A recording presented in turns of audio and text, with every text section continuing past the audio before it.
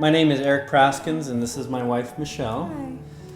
And just wanted to share Dylan's leukemia journey. My name is Lori Sickmiller, this is my husband Patrick, and this is our daughter Carly, who's going to be very shy.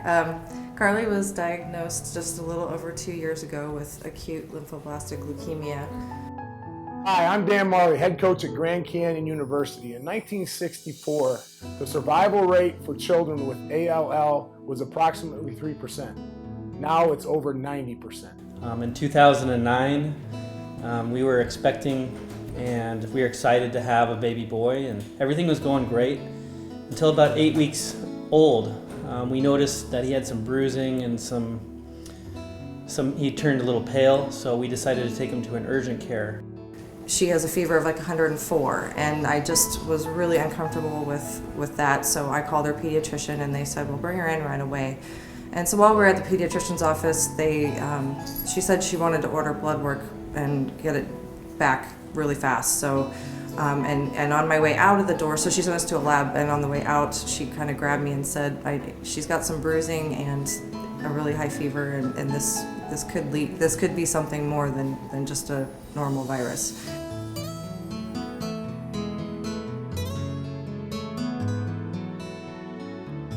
Leukemia causes almost 1/3 of all cancer deaths in children and adolescents younger than 15. The doctors were pretty concerned, so they said, hey, take him to an emergency room. And so we drove him down there, and they gave him some blood tests and a few other tests, and they came out and they said, your son has leukemia. And my wife and I looked at each other, and how does a baby get cancer, and how's that possible? It was a devastating day to get that phone call that you find out that your little girl has cancer. So they said it was really aggressive cancer and decided to start chemo immediately. And here we have this 10-pound, 8-week-old, and there really wasn't a protocol for babies that had leukemia. So Dr. Graham called doctors all over the US and the world, and eventually settled on a few new chemo drugs with 2 sessions of radiation, and then eventually cord blood transplant before Dylan was 6 months old. Immediately they do a bone marrow test, and they put a port in her chest so that they could administer all the medicines, and they started chemo pretty much within 24-hour span. So they did tell us that her treatment plan was going to be about 2.5 years, and she went through the whole hair loss twice. In fact, they started coming back and fell out again.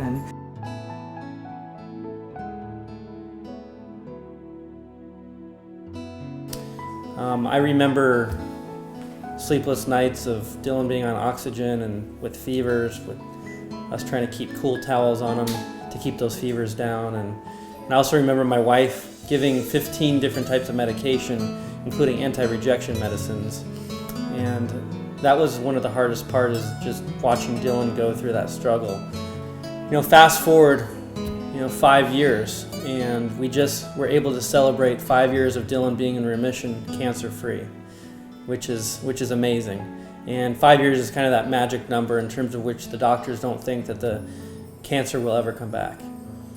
She's gotten her strength back. She was doing gymnastics weekly for a while, and this spring she played on a lacrosse team. So it's huge strides, because the first summer that she was diagnosed, she could hardly walk. Some of the medicines were really affecting her ability to walk, and she experienced some neuropathy and things like that. So to see her back out with her friends and playing sports is like a huge turnaround for us, and we're so excited to see it. Approximately every 3 minutes, somebody in the United States is diagnosed with blood cancer. So Dylan has definitely come a long way from where we began, just from being a very sick and unresponsive child to a very bubbly and energetic.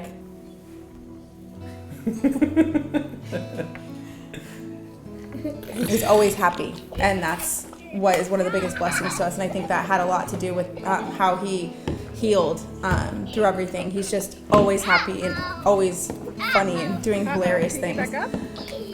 And fighting with his brother. That's just the normal thing that they do, 24/7. Cancer has touched all of us one way or another.